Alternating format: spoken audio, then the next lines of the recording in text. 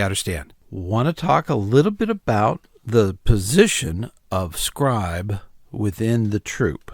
Now, let me give you a little bit of context. Whenever you're talking about positions within the troop, a lot of adult leaders think of the key three. The key three are the charter organization rep, the scoutmaster, and the committee chair. This is the key three for the adults. But have you ever stopped to think about what is the key three for the Patrol Leader Council? The Patrol Leader Council, of course, is the senior patrol leader, the assistant senior patrol leader, and the scribe.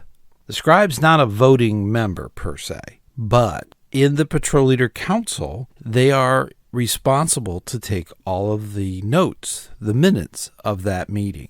All of the troop departments actually report back to the scribe so that that information can be conveyed to the senior patrol leader and the assistant senior patrol leader. Now, this is the weird thing. In the past, the scribe was often referred to as the third person in charge.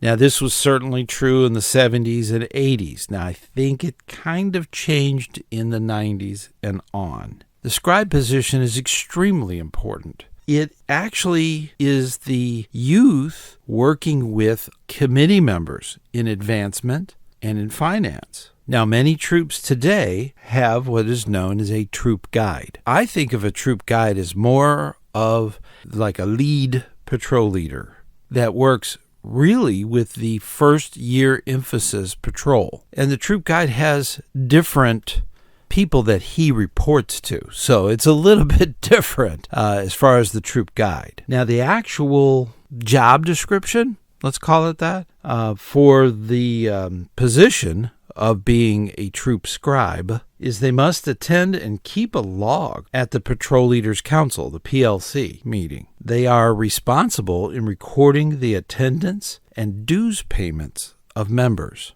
They're required to record the advancement in troop records for the troop's advancement team. Now, the scribe is also required to handle correspondence. Now, this could be through emails or physical letters. Regardless, it has to be done appropriately according to youth protection guidelines. Many times, youth just randomly send off emails and text to adults, and that's not acceptable. They must do that with attaching other leaders, or at least their parents. So they have to keep that too deep leadership, even in digital communications. Now, they are held to the standards of all the other troop positions. They have to set a good example. They have to wear the scout uniform correctly. They have to live by the scout oath and scout law and help others develop scout spirit. There seems to be a lot of debate about